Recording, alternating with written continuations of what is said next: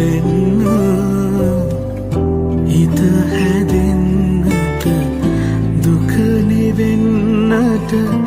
මටත් කවියක් ලියන්න